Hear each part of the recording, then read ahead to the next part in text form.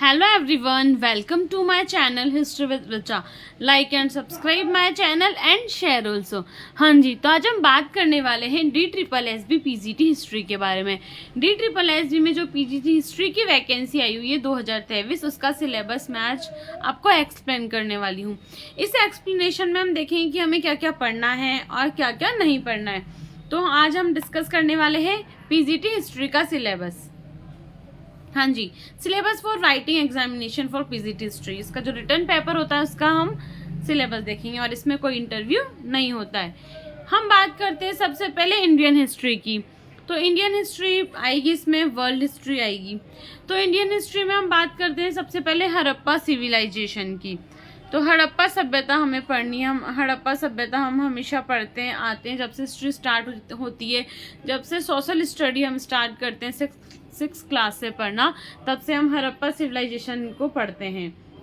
तो हमें इसमें हड़प्पा सभ्यता का है वो जो है कंटेंट हमें ये पढ़ना होगा। टाउन प्लानिंग पढ़नी है, रिलीजन पढ़ना है, इकोनॉमिक एंड सोशल कंडीशन पढ़नी है, हमें इकोनॉमिक और सोशल लाइफ के बारे में पढ़ना है और स्क्रिप्ट राइटिंग के बारे में हमें इसमें पढ़ना है। तो आपको हड़प्पा सभ्यता वाला जो टॉपिक है ये ऑलमोस्ट पूरा लेना है, इसमें से हमें कुछ भी नहीं छोड़ना है। आगे हम बात करें नेक्स्ट,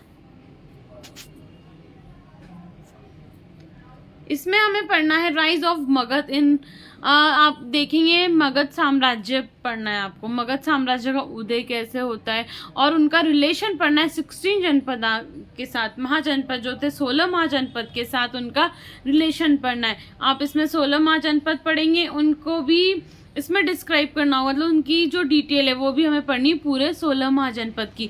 प्लस मगध साम्राज्य का हमें पूरा पढ़ना है और मगध साम्राज्य का इन 16 जनपद के साथ जो रिलेशन था वो हमें इसमें पढ़ना है।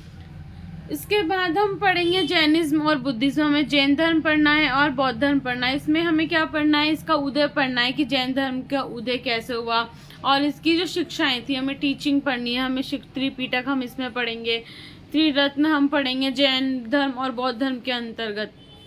इसके इफेक्ट क्या क्या हुआ सोसाइटी पर, हमें वो सब इसमें पढ़ना है। आगे हाँ जी, हमें इसमें मौर्य काल पढ़ना है। अब मौर्य काल में हम क्या पढ़ेंगे, कॉज ऑफ इट्स राइज। जो मौर्य काल है उसका उदय कैसे हुआ वो पढ़ेंगे। हम इसमें इसका विस्तार भी पढ़ेंगे, मौर्य साम्राज्य का उदय और इसका विस्तार हम इसमें पढ़ेंगे। फिर हम इसमें स्पेशल पढ़ना है चंद्रगुप्त मौर्य को, उसका एडमिनिस्ट्रेशन हमें पढ़ना है कि जैसे आप पढ़ेंगे कि वहाँ पे जो एडमिनिस्ट्रेशन था उस समय क्या बोलते थे, जैसे महासंधि विग्रह क्या है, सन्निदाता कौन है, समाहर्ता कौन है, पणाध्यक्ष कौन है, इस तरह से हमें पढ़ना है और उनको वर्तमान के रेफरेंस में लेकर हमें उनका पता होना चाहिए। आगे हम बात करेंगे contribution of Ashoka the great. हमें अशोक महान के बारे में हमें पढ़ना है, उनका कंट्रीब्यूशन हमें पढ़ना है। उनके इसमें अभिलेख जो भी आ जाते हैं, अभिलेख हमें पढ़ने हैं, शिलालेख पढ़ने हैं, अशोक के दंभ भी हमें इसमें पढ़ने। तो हमें पूरा अशोक और पूरा चंद्रगुप्त मौर्य को हमें इसमें पढ़ना होगा। तो इसका decline and fall of Mauryan empire हमें इसमें पढ़ना है कि मौर्य साम्राज्य का अंत किस तरह से होता है और फिर उसके बाद इसके पतन के कारण हमें पढ़ने हैं। आगे द गुप्तास, तो हमें मौर्य काल पढ़ना है और गुप्तास हमें गुप्त काल पढ़ना है। अब आप इसमें देखेंगे कि स्पेशल रेफरेंस किसका दिया हुआ है, तो इसमें दिया हुआ है गोल्डन, पहले तो पढ़ेंगे गोल्डन पीरियड मीन्स स्वर्ण काल। ऐसा माना जाता है कि गुप्त काल को स्वर्ण काल किसने कहा है, इसको पेराक्लिस भी युग कहते हैं, पेराक्लिस युग क्यों कहते हैं इस तरह से, और इसको पेराक्लिस युग किसने कहा है। तो हम ये जब पढ़ेंगे गुप्त काल तो उसमें पढ़ेंगे तो गोल्डन पीरियड हमें पढ़ना है। हम इसका लिटरेचर इसमें हम पढ़ेंगे। गोल्डन पीरियड जब हम देखते हैं तो इसमें हम क्या पढ़ते हैं, लिटरेचर पढ़ते हैं,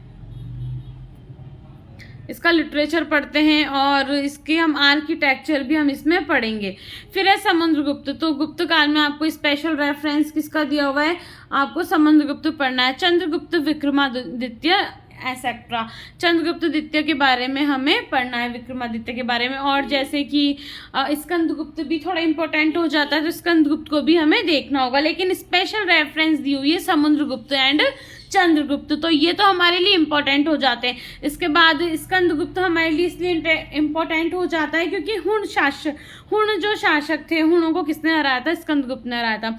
तो हमें स्कंदगुप्त को भी देख लेना है। इसके बाद हमें गुप्त काल का क्या पढ़ना है? एडमिनिस्ट्रेशन पढ़ना है, रिलीजन पढ़ना है, ट्रेड एंड कॉमर्स पढ़ना है। हमें वाणिज्य पढ़ना है, गुप्त काल का व्यापार पढ़ना है, और उसके बाद एडमिनिस्ट्रेशन हमें पढ़ना है। यहाँ पर जैसे मैंने आपको बताया मौर्य काल में भी बताया।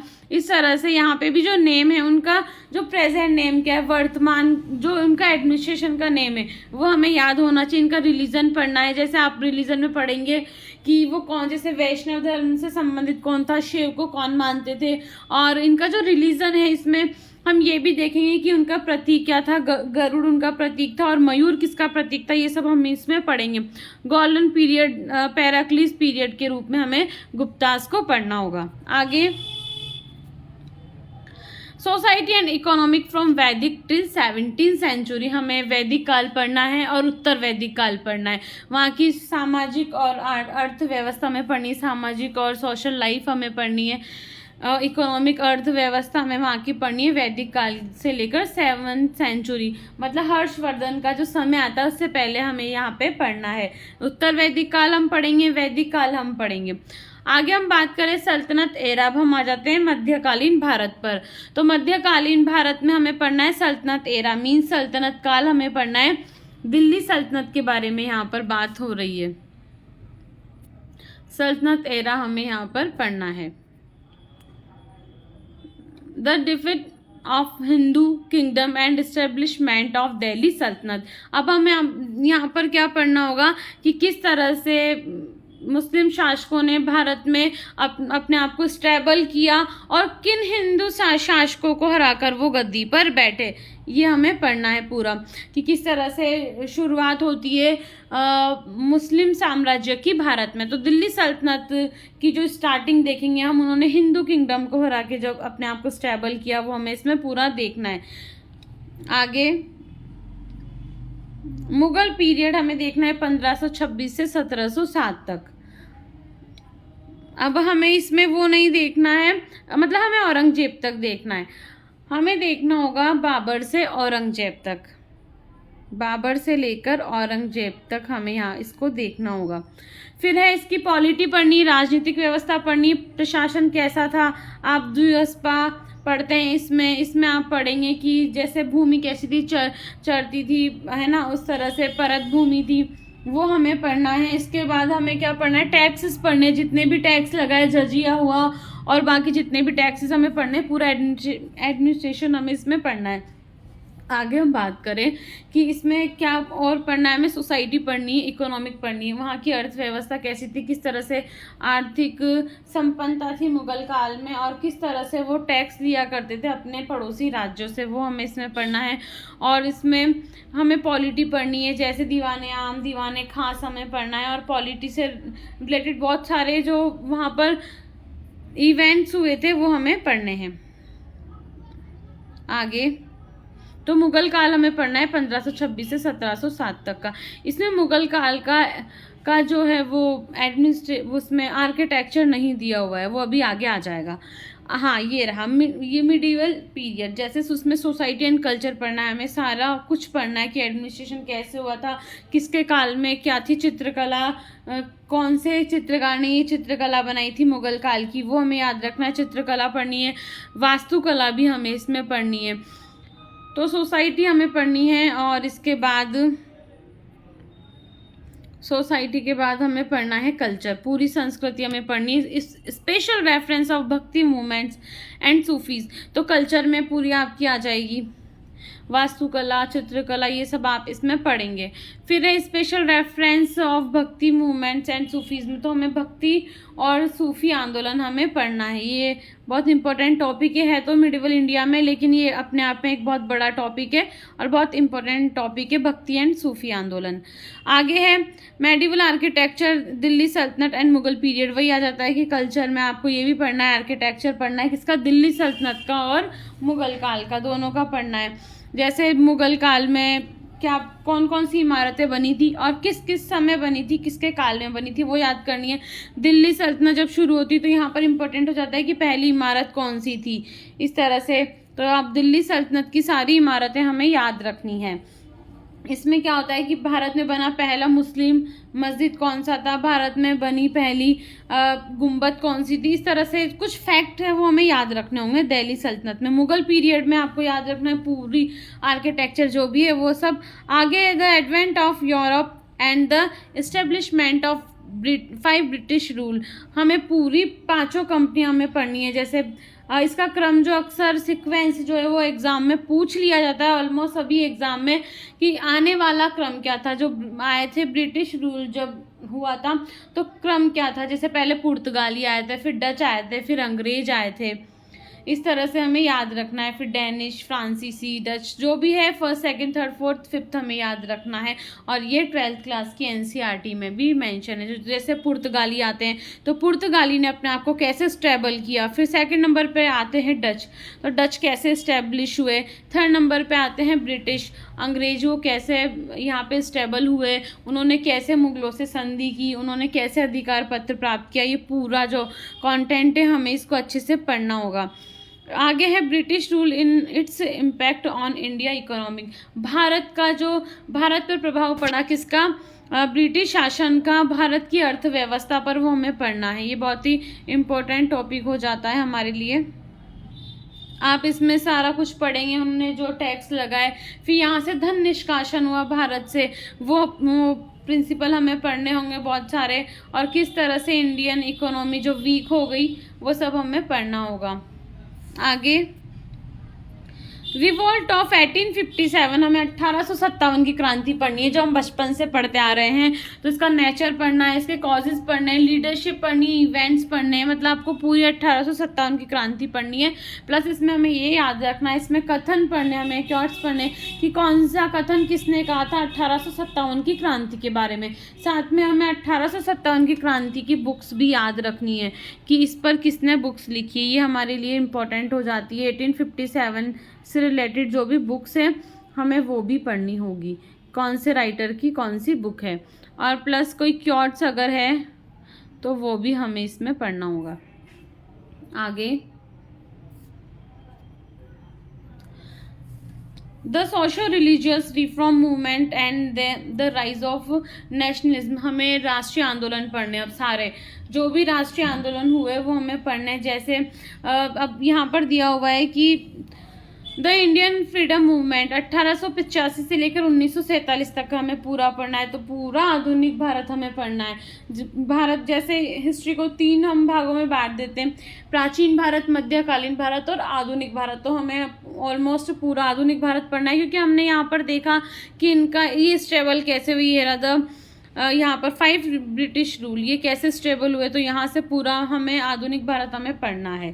फिर उसके बाद फ्रीडम मूवमेंट हमें पढ़ने हैं और कॉन्स्टिट्यूशन हमें पढ़ना है, संविधान हमें यहाँ पर पढ़ना है। पहले मैं आपको बता दूं कि इसमें पूरे आपको जितने मूवमेंट है वो पढ़ने हैं, जितनी भी घटनाएं हुई है राष्ट्रवाद को लेकर। जैसे आप इसमें चोरा चोरी कांड भी पढ़ेंगे और जितने भी द्वारकानाथ टैगोर का क्या योगदान था वो सब हमें पढ़ना है। महादेव रानाडे को हम इसमें पढ़ेंगे। और जब फिर 1885 टू 1947 अब यहाँ पे हमें पढ़ना है कैसे कांग्रेस की स्थापना होती है। यहाँ से कांग्रेस से हमें पढ़ना है, कांग्रेस की स्थापना होती है, फिर गांधी जी आते हैं, वो सब हमें यहाँ पर पढ़ना है। तो ये तो कांग्रेस से लेकर गांधी जी के जितने भी आंदोलन हुए हैं वो सब हमें मेंशन करने। और इससे पहले हमें राष्ट्रवाद की भावना का उदय कैसे होता है वो हमें पढ़ना है। जितनी भी संस्थाएं स्थापित हुई थी, जैसे आप देखेंगे वो मद्रास सभा, प्रार्थना समाज हुआ था और सोसाइटी, वेद समाज, इस तरह से जो भी सोसाइटी उस टाइम बनी है राष्ट्रवाद को लेकर वो हमें इसमें पढ़नी होगी।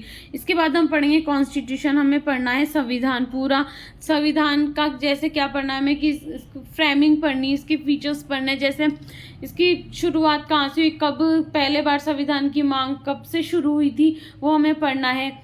उसके बाद हमें पढ़ना है work of the constitution, working of the constitution, किस तरह से इसके लिए काम हुआ, फिर किस तरह से एडोप्शन ऑफ द कॉन्स्टिट्यूशन, किस तरह से इसको एडोप्ट किया गया, वो सब हमें पढ़ना है। मीन्स हमें संविधान की शुरुआत से लेकर अब संविधान को जब 26 जनवरी 1950 तक जो जो परिवर्तन हुए, जो जो बदलाव हुए, जो जो सभाएं थी, समितियां थी, बैठक थी, सत्र थे, वो सब हमें इसमें याद रखना होगा।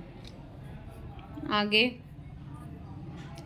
हिस्ट्री ऑफ द वर्ल्ड, अब हमें वर्ल्ड हिस्ट्री पढ़नी है और DSSB के एग्जाम के लिए हमें याद रखना होता है कि वर्ल्ड हिस्ट्री बहुत ही ज़्यादा इंपॉर्टेंट हो जाती है। वर्ल्ड हिस्ट्री की हम बात करें अगर, तो वर्ल्ड हिस्ट्री में से बहुत ज़्यादा क्वेश्चन पूछ लिए जाते हैं DSSB PGT हिस्ट्री में, और TGT में भी वर्ल्ड हिस्ट्री से क्वेश्चन आ जाते हैं। जब हम सेकेंड ग्रेड का एग्जाम देते हैं, TGT का एग्जाम देते हैं सोशल साइंस से, तब भी वर्ल्ड हिस्ट्री के बहुत ज़्यादा क्वेश्चन पूछ लिए जाते हैं। ऐसा नहीं है कि वर्ल्ड हिस्ट्री आएंगी तो पूरी हिस्ट्री, लेकिन वर्ल्ड हिस्ट्री का रेशो थोड़ा सा ज़्यादा रख लिया जाता है। तो हिस्ट्री ऑफ द वर्ल्ड हमें वर्ल्ड हिस्ट्री में देखना है कि एंशियंट सिविलाइजेशन हमें देखनी है विद स्पेशल रेफरेंस टू, तो हमें इसमें सभ्यताएं पढ़नी है। मेसोपोटामिया के बारे में हमें पढ़ना है। तो एंशियंट मीन्स प्राचीन जो सभ्यताएं थी, प्राचीन सभ्यताएं हमें यहाँ पर पढ़नी है। इसमें क्या दिया हुआ है, स्पेशल रेफरेंस दिया हुई मेसोपोटामिया की। तो मेसोपोटामिया हमें सभ्यता पढ़नी है। अर्बनाइजेशन, नगरीयकरण, इसका पढ़ना है हमें। इसके जो भी साक्ष्य मिले हैं हमें वो पढ़ने हैं। ट्रेड पढ़ना है, व्यापार पढ़ना है, कैलेंडर हमें इसका पढ़ना है, व्यापार पढ़ना है हमें, और जो पुरातत्व साक्ष्य प्राप्त हुए हैं जिनसे हमें जानकारी मिलती है वो सब हमें पढ़ना है। और ट्रेड मीन्स, अब यहाँ ट्रेड का क्या हो जाएगा कि ट्रेड व्यापार किसके साथ था, तो बाहरी देशों के साथ मेसोपोटामिया के जो संबंध थे वो भी हम इसमें पढ़ेंगे। आगे रोमन एंड ग्रीक सिविलाइजेशन, हमें रोम सभ्यता पढ़नी है, और ग्रीक मीन्स यूनान की सभ्यता भी हमें पढ़नी है। Roman civilisation and Greek civilisation हमें इसमें पढ़ना है। रोम की सभ्यता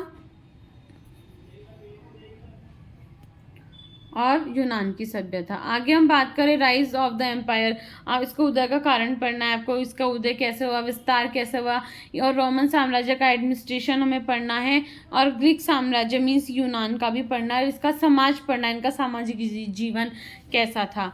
राइज ऑफ इस्लाम हमें पढ़ना है, इस्लाम धर्म का उदय हम इसमें पढ़ेंगे, इस्लाम धर्म की शिक्षाएं पढ़ेंगे, उनका कल्चर पढ़ेंगे, और क्रूसेड्स पढ़ेंगे, ठीक है, धर्म युद्ध, इस तरह से हम इस्लाम धर्म को भी पूरा पढ़ेंगे। आगे